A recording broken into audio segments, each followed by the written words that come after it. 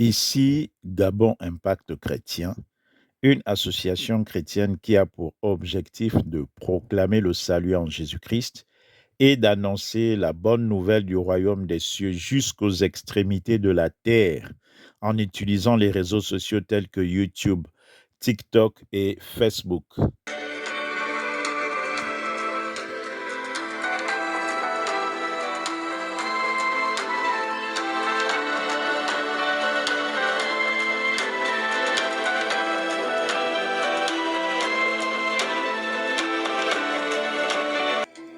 Bien-aimés dans le Seigneur, nous sommes dans la joie de vous retrouver encore aujourd'hui pour partager la bonne nouvelle du royaume des cieux. Le thème de notre exhortation du jour est intitulé « Comment mener une vie d'expansion du royaume des cieux sur la terre ?» Nous partons du principe que tous ceux qui ont accepté Jésus-Christ comme Seigneur et Sauveur, qui ont été baptisés par immersion d'eau, ont reçu le Saint-Esprit et sont membres du royaume des cieux sur la terre. Ils ont accepté de renoncer à soi-même. Ils ont accepté de donner leur vie à Jésus-Christ. Ils ont accepté de renoncer à la vie mondaine. Ils ne sont donc plus participants des activités telles que l'impudicité, le vol, le fétichisme, l'alcoolisme, l'adultère, le mensonge, la rancune, le manque de pardon, les divisions, la haine, la méchanceté, etc. Ils ne préméditent donc plus de faire des choses semblables, car ces activités manifestent une vie du monde et par conséquent ne correspondent pas à la vie qu'un citoyen du royaume des cieux doit mener durant sa vie sur terre. Bien-aimé dans le Seigneur, un citoyen du royaume des cieux est caractérisé par son amour envers Dieu, Yahweh, le créateur de l'univers, celui qui a façonné l'homme. Cet amour est manifeste par l'obéissance à sa parole. Lisons Matthieu 22 du verset 35 au verset 37. Je lis la parole de Dieu. Et l'un d'eux, docteur de la loi, lui fit cette question pour l'éprouver. Maître, quel est le plus grand commandement de la loi? Jésus lui répondit. Tu aimeras le Seigneur ton Dieu de tout ton cœur, de toute ton âme et de toute ta pensée, la parole de Dieu. Mon frère, ma sœur, avant toute chose, quelle est la place de Dieu dans ta vie? Est-ce que dans tout ce que tu fais, tu as une pensée pour Dieu? Te demandes-tu si cela convient à la volonté de Dieu? Ou veux-tu seulement tirer profit de tout ce que tu fais? Bien-aimés dans le Seigneur, nous devons donc, en tant que citoyens du royaume des cieux, vivre en tenant compte de la volonté de Dieu. Nos pensées ne doivent pas s'éloigner de la présence de Dieu dans nos vies, car il est avec nous tous les jours. Il voit ce que nous faisons, il nous connaît, il entend ce que nous disons, il connaît nos pensées. Après avoir donc donné la qualité du citoyen du royaume des cieux sur la terre, il est important de rappeler deux faits qui vont l'aider à bien mener sa marche sur la terre.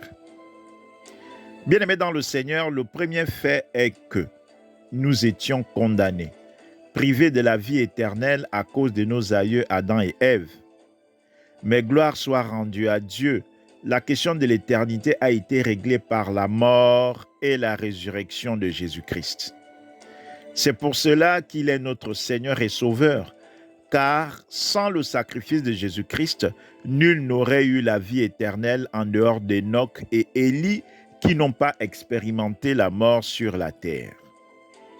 Lisons Jean 6 au verset 40. Je lis la parole de Dieu. La volonté de mon Père, c'est que quiconque voit le Fils et croit en lui ait la vie éternelle, et je le ressusciterai au dernier jour.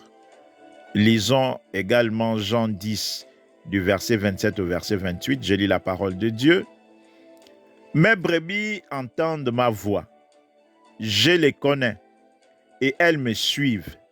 Je leur donne la vie éternelle et elles ne périront jamais et personne ne les ravira de ma main. La parole de Dieu. Bien-aimés dans le Seigneur, Jésus-Christ est donc venu nous rétablir dans l'éternité pour que nous soyons éternels comme tous ceux qui sont membres du royaume des cieux. Par ailleurs, le nom de Jésus-Christ nous est donné pour chasser les démons, exercer l'autorité divine sur terre et valider nos prières dans les lieux célestes, à condition que nous ayons la foi. Car sans l'exercice de la foi, aucune déclaration accompagnée du nom de Jésus ne peut faire changer la situation.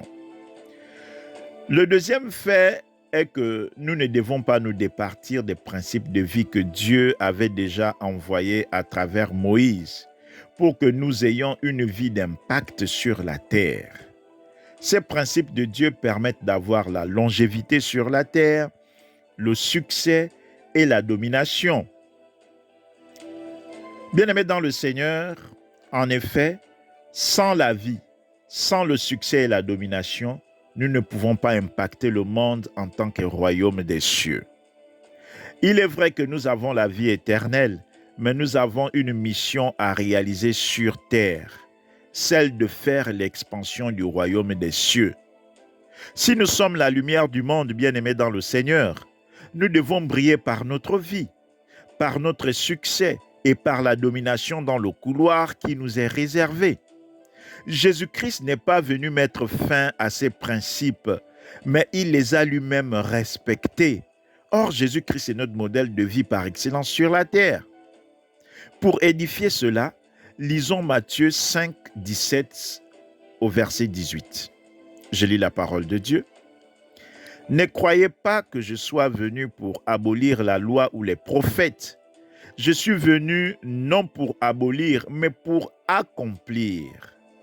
Car je vous le dis en vérité, tant que le ciel et la terre ne passeront point, il ne disparaîtra pas de la loi un seul iota ou un seul trait de lettre, jusqu'à ce que tout soit arrivé.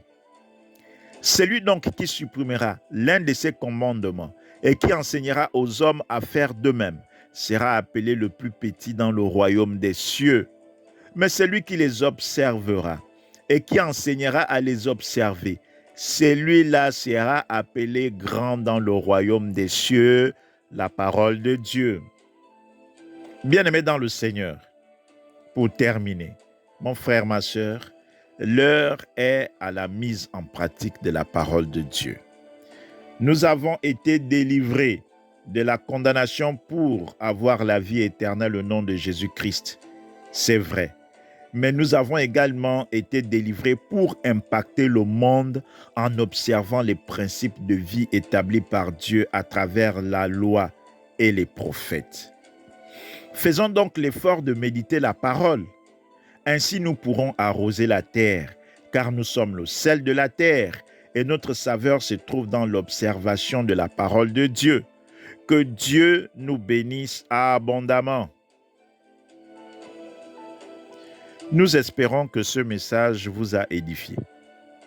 Nous vous encourageons à vous abonner à notre chaîne pour recevoir régulièrement nos messages. Partagez à vos contacts pour qu'ils soient également édifiés. Si vous nous avez suivis et que vous n'avez pas encore donné votre vie à Jésus-Christ, nous vous invitons à bien vouloir nous suivre dans cette prière. Père, je te dis merci pour ta parole. Ta parole est la vérité.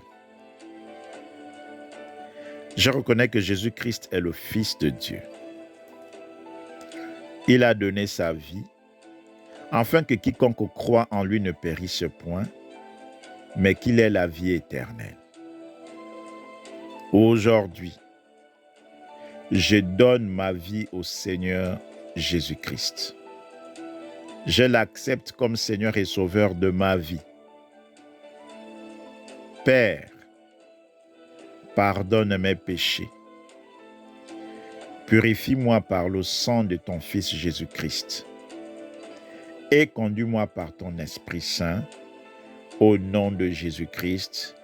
Amen. Quant à nous, nous vous disons merci de nous avoir suivis et à très bientôt si Dieu le veut. Que Dieu vous bénisse abondamment.